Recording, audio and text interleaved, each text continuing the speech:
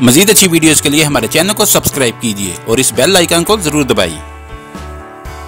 इमरान खान ने इक़्तिदार संभाला तो सियासी मुबस्सरीन की जानिब से ये दावे मंजर आम पर आना शुरू हुए कि इमरान खान का इक़्तिदार बहुत जल्द ख़त्म हो जाएगा और वो अपनी वजारत उज़्मा का मनसब छोड़ देंगे।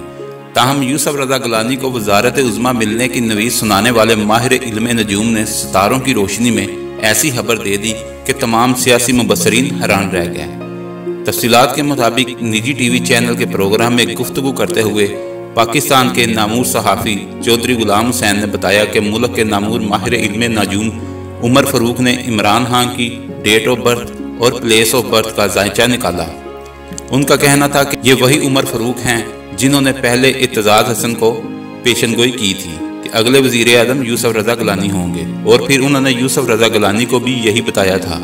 उमर फ़ारूक ने जो जायचा बनाया है उसके मुताबिक इमरान खान के पहले हाउस में सियारा मरीख और मारिस है, जिसकी वजह से ये तेज़ी से फैसला करते हैं, और वज़ीर आज़म के घर का जो मालिक है वहाँ सितारा ज़ुहल हावी है और सितारा ज़ुहल 18 डिग्री पर बैठा हुआ है सितारा लिब्रा में।